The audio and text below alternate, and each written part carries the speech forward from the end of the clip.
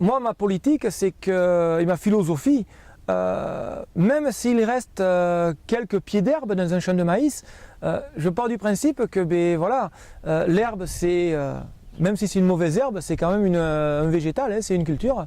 Et ce n'est pas parce que je vais avoir une quinzaine ou une vingtaine de pieds d'herbe dans le champ que je vais automatiquement partir désherber.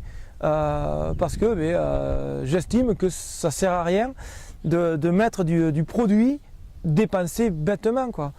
Une des problématiques que nous avons, c'est les vents de sable, puisqu'ici nous sommes dans un terrain sableux.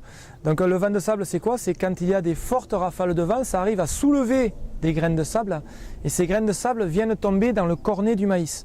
Alors le maïs, quand il est tout petit, automatiquement le sable n'a pas besoin de se lever très haut pour retomber dans le maïs. Et ça brûle le cornet du maïs et le maïs peut en mourir.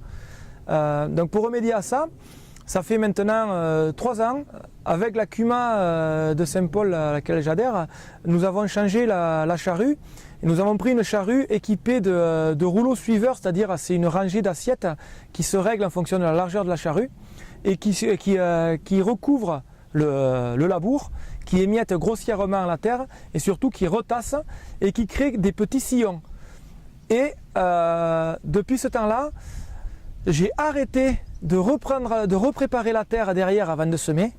Je fais le semis directement sur le labour roulé. Je me suis aperçu que ça permettait, d'éviter les vents de sable. Le maïs s'en portait très bien.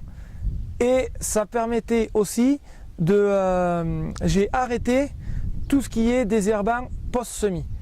Je ne fais plus rien, je ne travaille plus qu'en rattrapage. Et encore, il y a même des années où je n'ai pas besoin de rattraper.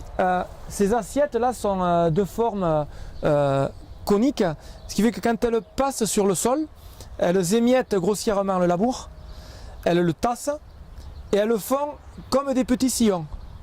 Et c'est grâce à ça que je ne prépare plus mes terres, je sème directement là-dessus, parce que grâce à ces sillons, ça freine le sable et donc ça diminue énormément des vents de sable. Depuis que je fais ça, honnêtement, je n'ai plus un vent de sable sur mes parcelles, même les plus exposées.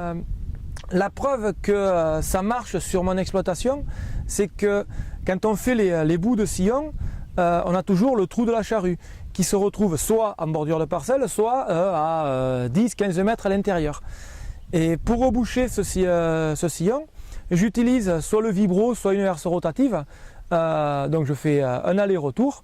Donc en fait, c'est comme si je reprenais ma terre pour la préparer. Et je me suis aperçu, quand le maïs était au stade de 3-4 feuilles, eh bien, sur cette bande-là, c'était vraiment une bande d'herbe. L'herbe était bien partie, alors qu'à côté, il commençait à y avoir une levée. Je ne vais pas dire que c'est miraculeux et qu'il n'y a plus d'herbe. Mais l'herbe mettait beaucoup plus de temps pour pousser, et ça laissait plus de temps au maïs pour se développer. Et donc à partir de là, ça a permis d'arrêter tous les post-semis et on passe tout en rattrapage.